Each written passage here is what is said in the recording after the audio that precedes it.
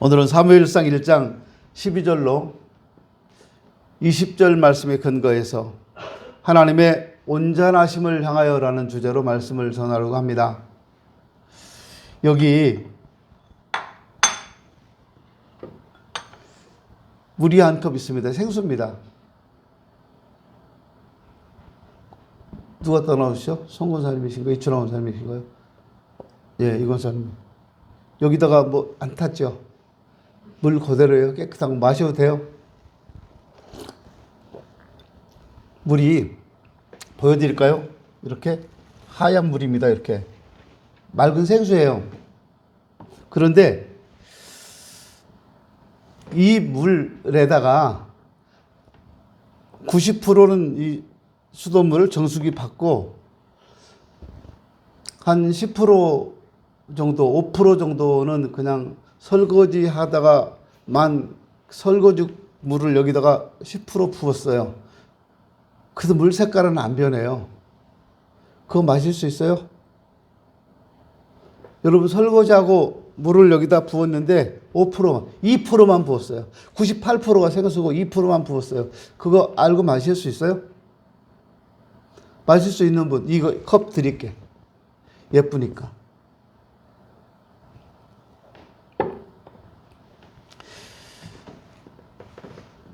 90%라고 하는 건 숫자적으로 볼 때 되게 큰 겁니다. 10분의 9. 크죠? 그런데 여기 10%가 다른 이물질이 섞여 있다면 이거는 생수가 아닌 거예요. 사람이 마실 수가 없어요. 이 물 먹으라고 하면 화낼 거예요. 우리가 먹는 물은 100% 깨끗해야 합니다. 우리 그걸 원하잖아요. 그래서 수돗물에서 무슨 녹이 나왔다든가 벌레가 나왔다든가 그럼 난리 법석을 쳐요. 인천 서구에서 수돗물에서 벌레가 나왔잖아요. 몇 년 전에. 굉장했어요. 녹물이 나왔어요. 굉장했어요. 근데 여러분 받아보면 그 녹물이 우리 집에서 마시는 그 생수에 녹물이 10%가 되던가요? 10% 안 돼요. 처음에만 나와요. 그 파이프가 녹슬은 거지. 하나님이 우리에게 요구하시는 것도 바로 이런 겁니다. 우리가 100% 깨끗한 생수를 원하는 것처럼 하나님께서 우리에게 이렇게 100% 순도 100%의 순종을 원하고 계시더라는 거예요. 구약에 보면 이스라엘 초대 왕을 지낸 사울이라는 사람이 나옵니다. 사울이 왕으로 있을 때 하나님께서 아말렉을 쳐서 그들의 모든 소유를 남기지 말고 진멸하라 이런 명령을 내리셨어요. 그런데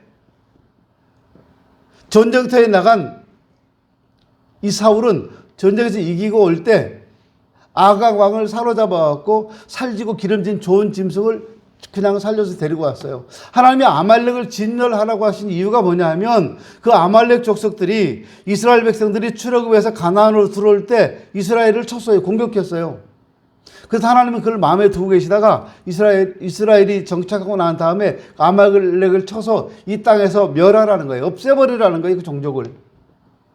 근데 사울이 전쟁터에 나갔다가 아말렉 왕 아각을 사로잡아 오고 그 땅에 있던 좋은 짐승들, 살지고 기름진 좋은 짐승들을 끌고 와요.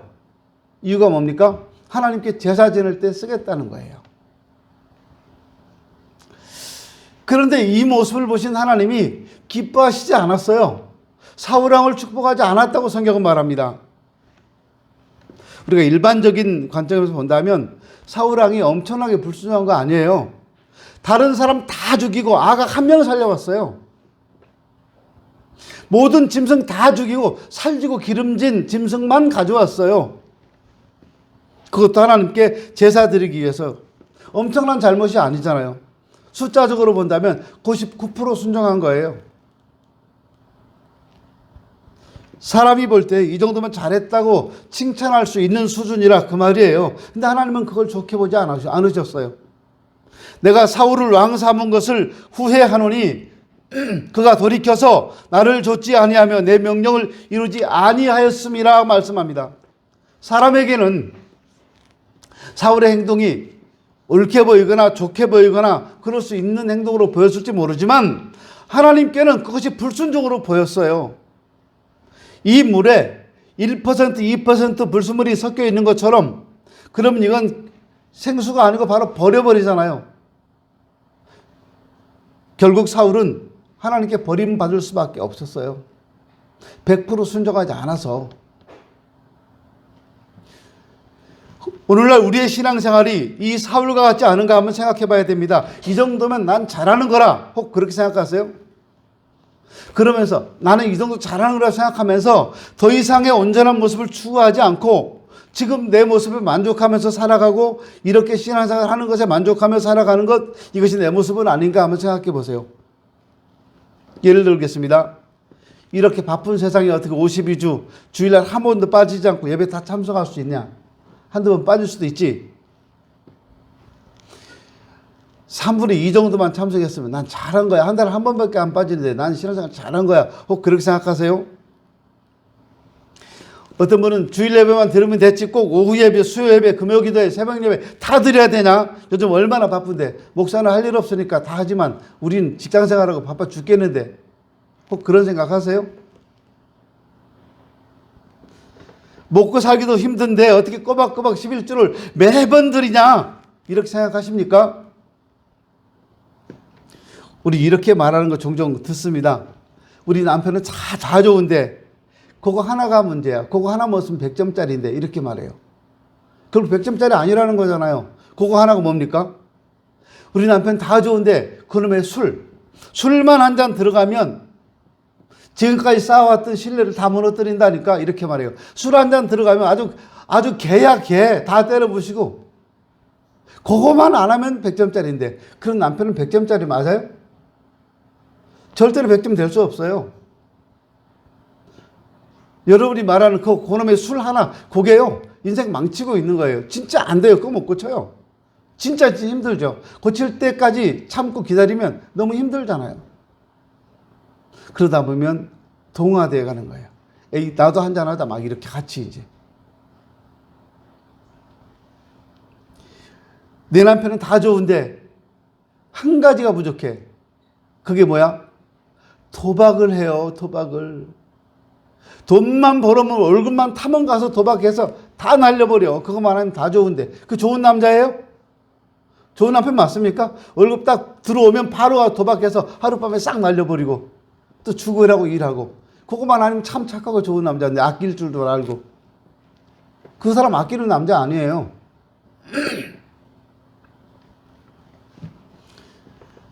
이것은요 90% 생수에다가 10% 구정물 집어넣어서 하나님 이거 제가 드리는 생수입니다. 하나님 맛있게 잡수세요 하는 거가 똑같은 거예요.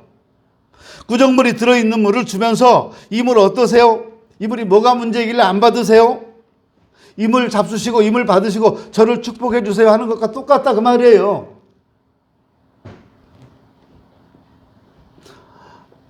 하나님이 우리 신앙생활을 보고 우리를 축복하실지 한번 여러분 스스로 판단해 보세요. 내가 지금 신앙생활하는 내 모습을 보고 하나님이 축복하실 수 있는가? 나는 복받을 만한 신앙생활을 하고 있는가? 생각해 보세요. 주일날이면 오만 가지 약속 다 잡아놓고 계획 다 잡아놓고 여기 앉아가지고 예배 잠깐 1시간 드리는 그 시간에도 그 빨리 끝나고 나가서 그 약속 지켜야 되니까 전화기로 휴대폰으로 막 게임하고, 게임은 아니지, 막 문자 주고받고 나 끝나간다 오늘 우리 목사님 설교 왜 이렇게 기냐, 쓸데없는 예화가 너무 많네 막 하면서 문자 주고받고 끝나자마자 도망가요. 그 예배를 하나님 받으시겠어요? 그 사람 축복하시겠어요? 말라기 시대에 실제로 이런 일이 있었습니다. 사람들이 하나님 섬기면서 나름대로 제사도 잘 드리고 하나님을 잘 섬긴다고 생각했습니다. 그런데 기대했던 하나님의 축복을 받지 못하니까 불평이 막 쏟아져 나옵니다. 하나님, 우리를 사랑한다고 했는데 어떻게 우리를 사랑했습니까? 우리를 사랑한다고 하면 복을 주셔야 하지 않습니까? 근데 왜 복을 안 주는 겁니까? 이렇게 하나님께 따져요. 그래서 하나님 말씀합니다. 너희는 나에게 희생제물을 드린다고 했는데 내가 보니까 눈먼 것, 병든 것을 드리고 있더라. 그걸 내가 어떻게 기쁘게 받고 축복해 줄 수 있냐? 그걸 니네 총독한테 갖다 줘봐라. 그들이 받겠냐? 오늘 우리가 눈먼 것, 병든 것을 들으면서 하나님 왜 우리를 축복해 주시지 않으십니까? 오물이 잔뜩 들어간 생수를 들으면서 하나님 이게 뭐가 잘못됐습니까? 이렇게 따지고 있는 것은 아닌지 우리 한번 우리 모습을 돌아봐야 합니다. 명절이 다가오는데 여러분 부모님께 가시면서 썩은 과일 사가지고 가서 10개 샀는데 그중에 2개나 1개나 2개가 썩어 있어요. 싸게 샀어요. 썩은 거 있으니까. 그거 갖다 드리면서 정말 좋은 겁니다. 드세요. 그러면 부모님 보실 때 아, 참 좋다. 다 안 썩고 한 2개 썩어서 정말 좋다. 그러실까요? 부모님 드리기 위해서 요리 보고 저리 보고 고르고 또 고르고 좋은 거 맛있는 거 그렇게 사잖아요. 그래야지 부모님이 기쁘게 받으시니까요. 사실 부모님은 그런 데 관심 없어요. 우리 마음을 보시는 거예요. 찾아와 주는 것만도 고마워하시고요. 주님은 하나님의 거룩하심과 같이 너희도 거룩하라고 말씀하고 있습니다. 하늘에 계신 너희 아버지의 온전하심과 같이 너희도 온전하라 말씀합니다. 물론 우리가 하나님처럼 100% 온전해질 수 없어요. 그렇게 거룩해질 수는 없어요. 그렇게 못 살아가요, 우린. 그러나 우리는 그 온전을 목표로 삼고 그 일에 최선을 다하면서 살아가야 합니다. 못한다고 포기하지 말고 적당하게 타협하면서 살아가는 성도가 되지 말라는 거예요. 에베소 교회가 책망받은 이유는 90% 잘못해서가 아닙니다. 다 잘했어요. 근데 2%가 부족했어요. 2%가. 그 2% 부족한 것이 뭡니까? 첫사랑을 버렸다는 거예요. 처음 사랑을 잃어버렸다는 거예요. 마치 98% 생수에 2% 오물을 집어넣은 것과 똑같은 거예요. 그래서 주님은 책망하신 거예요. 에베소 교회를. 우리도요. 순도 100% 생수 같은 그런 성도가 되도록 노력해야 합니다. 그것이 하나님이 우리에게 요구하시는 거예요. 하나님이 요구하시는 순도는 90%가 아닙니다. 99%가 아니에요. 하나님이 요구하시는 것은 100%예요. 100% 순종하라는 거예요. 100%. 오늘 본문은 선지자 사무엘의 어머니 한나가 아들이 없음을 안타까워하면서 아들을 달라고 기도하는 내용입니다. 지금은 생각이 많이 바뀌었어요. 사람들의 의식도 많이 바뀌었는데 옛날 사무엘 시대에는 자녀가 없는 것, 이것은 저주 중에 저주였어요. 여인이 아이를 낳지 못한다. 그럼 이거는 저주받았다고 생각을 했어요. 요즘에 일부러 안 낳잖아요. 여자가 시집가서 아이를 낳지 못하는 것은 치명적인 약점이었습니다. 그래서 온갖 불이익을 다 참고 살아야 했어요. 아이를 낳지 못하면. 제가 어릴 때만 해도요. 아이를 다 낳는데 딸만 계속 나면 엄청 구박받았어요. 우리 교회도 옛날 장순옥 권사님이 딸을 그렇게 쭉 낳으셨잖아요. 4명. 넷 맞나요? 5인가? 5인가 보다. 예. 딸만 계속 낳으시니까 얼마나 많이 어려움을 당하셨겠어요. 그래서 고개도 못 들고 사셨답니다. 지금은요. 딸들 다 잘 돼가지고 떵떵거리고 살잖아요. 지금은 그런 거 안 따져요. 근데 옛날엔 그랬다 그 말이에요. 그래서 한나가 아이가 없으니까 하나님 앞에 나와서 간절히 기도합니다. 아들을 주시면 이 아들을 하나님께 바치겠다고 서원하면서 눈물을 흘리면서 기도합니다. 이 모습을 보고 있던 엘리 제사장이 오해를 했어요. 이 여자 술 마시고 대낮부터 술 취해가지고 교회 와서 저렇게 횡설수설한다 이런 생각을 한 것 같아요. 그래서 엘리가 말을 해요. 한나한테, 기도하고 있는 한나한테 네가 언제까지 취하여 있겠느냐, 포도주를 끊어, 이렇게 말해요. 여러분 정말 간절하게 기도하고 계시는데 제가 교회 왔다가 보고 기도하는 우리 성도를 보고서 집사님, 뭔 술을 대낮부터 퍼마시고 교회 와서 이렇게 행설수설해. 그러면 어떨까요? 나는 지금 애가 타서 기도하고 있는데. 한나가 진짜 속상했을 것 같아요. 정말 모욕적이었을 것 같아요. 모욕감을 느꼈을 거예요. 화가 막 치밀어 올랐을 것 같아요. 요즘 말로요, 이렇게 힘들어하고 고통스러워하는 성도를 보면서 위로는 못해줄 망정 술 취했다고 치부해버리는 당신이 진짜 목사 맞습니까? 나 지금 기도하는 거 안 보여요? 도대체 술 취한 사람과 기도하는 사람도 구분 못하는 게 목회자 맞아요? 이렇게 말할 수도 있을 거예요. 영성이 떨어졌다고 소문이 자자하던데 이제 보니까 사실이네. 에이, 딴 데 가서 기도할 거야. 그렇게 생각하고 뛰쳐나갈 수도 있었어요. 충분히 그럴 수 있는 상황이에요.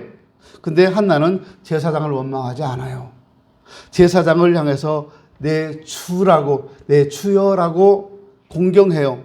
그러면서 자신의 아픔을 솔직하게 이야기합니다. 제사장을 존중하는 모습을 보였다는 뜻이에요.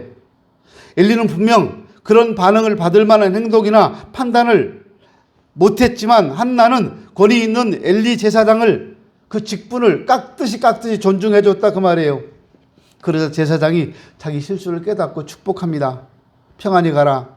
이스라엘 하나님이 네가 기도하여 구한 것을 허락하시기를 원하노라. 그때 한나가 그 축복의 말을 믿고 뭐라고 말해요? 당신의 여종이 당신께 은혜 입기를 원하나이다. 그리고 하나님이 이루어 주실 걸 믿고 집에 돌아가서 기쁨으로 살아갔다고 성경은 얘기해요. 이게 기도하는 사람의 모습이죠. 이게 100% 순종하는 사람의 모습이에요. 아, 찝찝해. 기도 나한테 술 취했다고 그런 그 늙은 제사장이 한 말이 맞아 이거? 아, 딴 데 또 가볼까? 이거는 100%가 아니잖아요. 물론 나중에 하나님은 제사장이 축복하신 대로 한나의 품에 어린 사무엘을 선물로 주셨습니다. 이 이야기 가운데 나타나는 한나의 신앙은 순도 100% 생수 같은 신앙이었어요. 제사장 엘리는 자녀들을 잘 다스리지 못해서 소문이 좋지 않았습니다. 나이도 많았습니다. 기도하는 것과 술 취하는 것을 구분하지도 못할 정도로 영성이 떨어졌어요. 안타깝게 기도하는 한 여인의 마음에 찬물을 끼얹었어요. 큰 상처를 줬어요. 이 정도 되면 화가 날 수 있는데 제사장이 축복을 해준다 그래도 이런 제사장이 축복해 준다고 뭐가 되겠어? 이 관심을 두지 않을 수도 있어요. 그런데 한나는 그런 상황에서도 제사장을 제사장으로 하나님의 종으로 받아들이고 인정했어요. 존경했어요. 제사장의 축복이 분명히 임할 줄 믿고 기쁜 마음으로 가서 하나님의 축복을 기다렸습니다. 한나는 본능적인 논리로 살지 않고 여호와의 영적 권위를 경외하는 마음으로 살았어요. 나중에 한나는 그 귀한 아들 사무엘을 엘리 제사장한테 맡기는 걸 볼 수 있습니다. 엘리 제사장과 그 주변 상황은 한나가 기도할 때보다 더 나빠졌어요. 그럼에도 그 아들을 엘리 제사장한테 맡겼습니다. 왜요? 하나님께서 세우신 종이라는 걸 인정했고 하나님의 종을 공경했기 때문입니다. 이분이 나이도 많고 사리 분별도 잘 못하지만 하나님께서 계속 붙들고 계시기 때문에 하나님의 사람이라고 하는 그 하나 때문에 공경한 거예요. 잘나서가 아니에요. 우리가 하나님 말씀에 순종하면 많은 손해를 볼 것 같은 생각이 들 때도 있습니다. 그래서 순종하지 않고 불순종을 해도 일부만 순종하고 불순종하고 그럴 때가 많아요. 그러나 여러분, 하나님의 권위와 그 말씀에 순종하는 것은 절대 손해가 아닙니다. 하나님의 권위에 순종하는 건 축복입니다. 그것은 내 품에서 하나님의 품으로, 내 보호에서 하나님의 보호로, 내 능력에서 하나님의 능력으로 옮겨져 가는 것을 말하는 거예요. 어디가 더 안전하고 어디가 더 복되겠습니까? 하나님 말씀에 순종하는 사람에게 하나님은 그분의 날개 아래 보호하신다고 성경은 말씀합니다. 하나님의 풍성하심 속에 거하게 하신다고 말씀합니다. 다윗이 사울왕한테 쫓기고 있을 때 하루는 다윗과 아비새가 사울의 진영을 정탐합니다. 근데 이 사람들이 다윗을 쫓아다니다가 얼마나 피곤했는지 모두 다 골아 떨어졌어요. 보초도 골아 떨어졌고 사울왕도 골아 떨어졌고 사울왕을 지켜야 될 군대 장관도 대장군도 골아 떨어졌어요. 사람이 들어가는데 알아보지도 못해요. 그때 아비새가 다윗에게 뭐라고 말하냐면요. 아비새 장군이에요. 이 사람이 사울 죽여버릴까요? 이렇게 말해요. 그때 다윗은 사울을 죽일 이유가 충분했어요. 죽인다고 누가 뭐라고 할 사람도 없었어요. 사울은 무지한 제사장 85명과 그 아내들과 자녀들을 잔인하게 죽인 폭군입니다. 하나님은 사무엘의 말을 통해 이미 다윗을 이스라엘 다음 왕으로 기름 부으셨습니다. 이제 다윗이 자신의 왕위 계승권을 주장할 시기가 된 겁니다. 사울은 3천 병사와 함께 다윗을 죽이려고 나왔어요. 상대를 죽이지 않으면 지금 내가 죽는 상황입니다. 3천 명한테 군사 3천 명한테 포위가 되는 상황이잖아요. 근데 하나님이 그 군대를 깊이 잠들게 하셨어요. 그래서 아비새 장군이 지금 사울의 진영까지 들어간 겁니다. 그러면 생각할 때 하나님이 잠들게 하셨으니까 내가 사울을 죽여도 되지 않냐? 그러면 다윗이 왕이 될 텐데 깨끗하게 정권 교체가 될 텐데 죽여버리자. 이런 상황이었어요.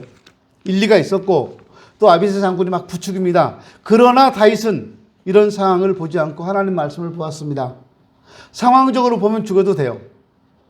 그러나 하나님의 기름 부음을 받은 자를 죽이는 것은 하나님의 뜻이 아니고 하나님이 기뻐하신 일이 아니라는 걸 알았습니다.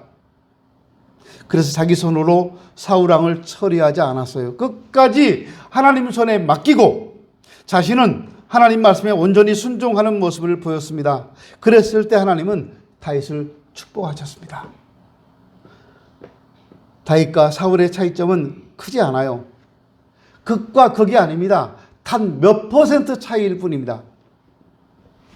그 얼마 되지 않는 차이가 그들의 운명을 갈랐어요. 하나님이 찾으시는 하나님의 사랑은 100% 순종하는 사람이에요. 90% 순종이 아니라 그 말이에요. 하나님은 당신의 백성들이 하나님 말씀에 100% 순종하는 삶을 살아가기를 원하고 계십니다. 우리도 마찬가지로 깨끗한 물을 원하잖아요. 이 깨끗한 물을. 여기에 오물이 들었으면 안 마신다니까요. 들어있네. 맛이 오물이 들어있는 맛이에요. 10% 혹은 5%, 2% 여기 오물이 섞여 있다면 아무도 안 마셔요. 그 생수가 아니니까. 하나님께 드리는 헌신도 마찬가지고 순종도 마찬가지예요. 99%가 아니라 100% 순종할 수 있기를 바랍니다. 하나님이 요구하시는 건 그거예요. 구약 성경을 한마디로 압축하면 그것은 순종입니다. 신약 성경을 한마디로 압축하면 그건 사랑입니다. 이 두 성경을 압축하면 순종입니다. 사도 바울은 로마서 5장 19절에서 이런 말씀합니다. 한 사람이 순종하지 아니함으로 많은 사람이 죄인 된 것 같이 한 사람이 순종하심으로 많은 사람이 의인이 되리라. 성경을 정말 귀하게 요약해 놓은 부분이에요. 하나님 말씀에 불순종했던 그리고 적당히 순종했던 한 사람 아담으로 인해서 죄악과 사망이 세상에 들어왔습니다. 그 죄악과 사망의 고통스러운 세상을 깨뜨리고 인류에게 영생의 소망을 주신 분이 누구십니까? 바로 예수 그리스도이십니다. 그분이 어떻게 이런 놀라운 역사를 이룰 수 있었습니까? 하나님께 온전히 순종했기 때문에 그래요. 십자가를 지시기 위해서 골고다 언덕을 올라가실 때 막 얻어맞고 피투성이 되고 거반 죽는 것까지 거기까지만 순종하겠습니다. 그거는 100% 순종이 아니잖아요. 그것도 엄청나게 많이 순종한 거죠. 그럼 십자가에 못 박히는 것까지만 순종하겠습니다. 죽는 거 말고. 근데 죽으셨잖아요. 이게 100%예요. 이게. 내 뜻대로 마옵시고 아버지의 뜻대로 하옵소서. 이것이 순종이라 그 말이에요. 얼마 전에 제가 지금 다른 예배 시간은 여러 번 얘기했는데 주일 예배 시간에는 말씀을 많이 안 드린 것 같아서 얼마 전에 필리핀 장수일 선교사님께 제가 문자를 받았어요. 또 전화도 했어요. 그 교회에 제니라고 하는 처녀가 있습니다. 제가 알기로는 굉장히 부잣집 딸이라고 듣고 있었어요. 그 지역에 그 편의점을 내서 얘가 돈을 잘 벌었어요. 그리고 1호점 아니고 2호점도 내고 3호점도 낼 정도로 그렇게 돈을 잘 벌어요, 아이가. 그런데 그 고모가 코로나로 죽었어요. 그리고 장례식에 갔다 왔던 엄마 아빠가 다 코로나에 걸렸어요. 그때 제니는 백신 맞고 의식을 잃고 병원에 누워 있었어요. 백신 맞고 정신 못 차리고 아파서 병원에 누워 있는 상태에서 엄마가 돌아가셨어요. 그거 지금 한 2주 전 이야기일 거예요. 엄마 장례식 치르고 일주일이나 지났나요? 아버지가 또 돌아가셨어요. 이게 지난주 이야기예요, 그게요.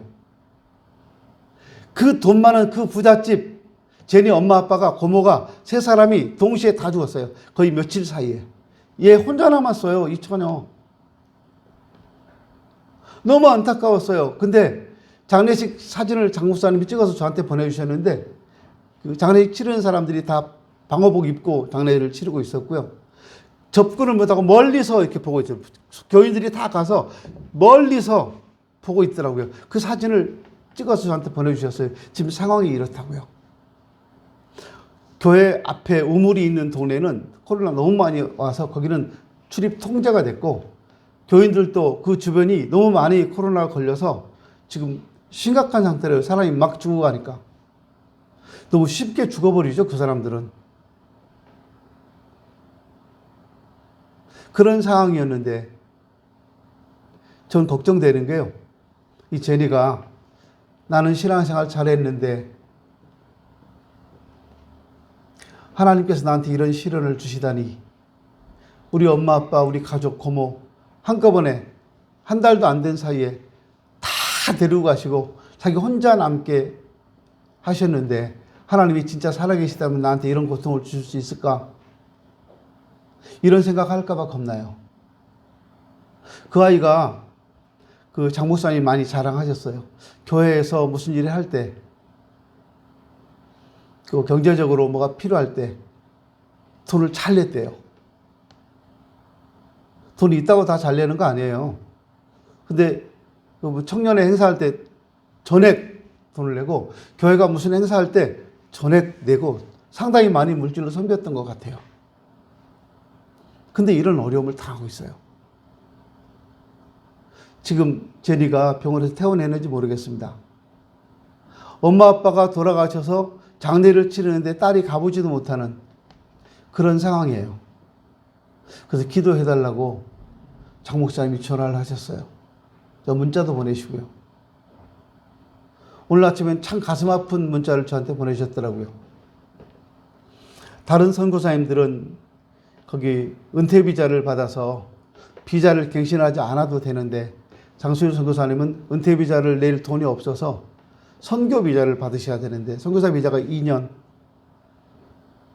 한 번씩 내는데 비용도 많이 들어가고 귀찮고 힘들고 아주 까다롭고 그런데 그렇게 하신다는 거예요. 그래서 혼자서 하나님 나는 은퇴 비자도 없는데 제가 선교 비자를 위해서 기도하고 있는데 그러면서 속으로는 그렇게 말씀은 안 하셨는데 나도 은퇴 비자가 있으면 좋겠습니다 하는 그런 게 느껴지는 거예요. 그 장 목사님의 말씀 속에서. 은퇴 비자 내는데 2천만 원 들어갑니다. 선교사님이 돈이 없는 거예요. 그 많은 돈이. 안타깝죠. 우리가 함께 기도했으면 좋겠다는 생각을 해봅니다. 그러면서도 순종하시는 하나님께 순종하려고 애를 쓰는 그 장수일 선교사님 보면서 제가 기도하게 되네요. 하나님께 순종한다고 하는 것은요 쉬운 일이 아니에요. 때로는 나한테는 엄청 힘든 일일 수 있어요. 고통일 수도 있어요. 근데 하나님이 순종하라고 하시면 하는 것이 맞아요. 왜냐하면 그 순종 이면에, 순종하고 난 다음에 주시는 복이 크기 때문에 그래요. 우리가 온전히 순종할 수 있는 유일한 길은 예수님처럼 십자가를 지는 겁니다. 내 뜻과 내 욕심을 주님 앞에 내놓고 하나님의 뜻과 하나님의 계획을 받아들이는 거예요. 그것이 비록 십자가를 지는 것처럼 어렵고 힘든 일이라 할지라도 그렇게 해야 합니다. 우리 욕심과 계획이 남아있는 한 하나님 뜻에 순종할 수 없기 때문에 그래요. 하나님 뜻에 순종하지 못하면 우리는 그분의 날개 아래 보호받을 수가 없습니다. 그분의 풍성함 속에 살아갈 수가 없습니다. 영광의 보좌 위에 계신 하나님보다 내가 더 지혜롭고 내가 더 잘할 수 있다고 생각하는 것이 얼마나 어리석은 일인가를 한번 생각해 보십시오. 어젠가요? TV를 보는데 그 무슨 방송인지 모르겠네요. 우연히 이제 틀었는데 뭐가 나오냐면 백두산 화산 폭발 얘기가 나오더라고요. 지질학자들, 과학자들 나와서 백두산 화산이 폭발해내냐, 진짜 가능성이 있느냐. 근데 그 지질학자들이 이구동성으로 100% 다 같이 이야기하더라고요. 있다. 지금 당장 터져도 이상하지 않다. 그 말을 해요. 그럼 백두산 화산이 터지면 위력이 어느 정도냐? 그랬더니 이렇게 말하대요. 상상 못 하실 거예요, 여러분. 저도 상상이 안 되네요. 히로시마에 떨어졌던 원자폭탄의 16만 배랍니다. 위력이. 16배가 아니라 16만 배. 그게 어느 정도인지 상상이나 가세요? 상상이 안 가요. 우리 대한민국 전체가 다 화산재에 덮이고요. 바람이 뭐 북서풍인가 남서풍인가 불어서 그 제가 다 일부러 날아간답니다. 근데 그게 뭐 시간이 이렇게 지나서 바람 방향이 바뀌어서 남쪽으로 불게 되면 우리 남한까지 모두 다 화산재에 덮여서 살 수 없는 땅이 된대요. 지하의 마그마가 그렇게 엄청난데 있대요. 그게. 근데 문제는 북한 애들이 자꾸 핵실험을 한다는 거예요. 지하 핵실험을 하게 되면 지하 그 마그마층을 자꾸 건드리게 된다는 거예요. 자극을 준다는 겁니다. 그걸 자극 주면 안 된대요. 자꾸 자극을 주니까 저러다 어느 순간 같이 터져버리면 북한은 뭐 말할 것도 없고 대한민국도 우리 남한도 참 살기 힘든 나라가 된다는 거예요. 여러분, 그래도 하나님 보호가 필요하지 않습니까? 이래도 하나님의 보호하심이 필요가 없을까요? 백두산 터져버리면 백두산이 2744m인가요? 그거 싹 낮아져서 1000m도 안 될 거요. 싹 다 날아가 버리니까. 그래도 하나님 보호가 필요하지 않습니까? 그래도 여러분이 하나님보다 더 지혜롭고 현명하고 하나님보다 더 잘할 수 있다고 생각하십니까? 없어요. 우리 그런 힘이 없어요. 그러니까 하나님께 순종해야 되는 거예요. 내가 하나님보다 잘할 수 있다고 생각하는 것은 진짜 어리석은 거예요. 사무엘 선지자는 이렇게 말합니다. 순종이 제사보다 낫고 듣는 것이 수양이 기름보다 낫다. 거역하는 것은 점치는 죄와 같고 완고한 것은 사신 우상에게 절하는 죄와 같다. 이렇게 말씀합니다. 예수님처럼 온전히 순종하셔서 하나님의 축복의 역사를 여러분의 삶에 꼭 써내려가는 은혜가 있기를 바랍니다. 기도합니다.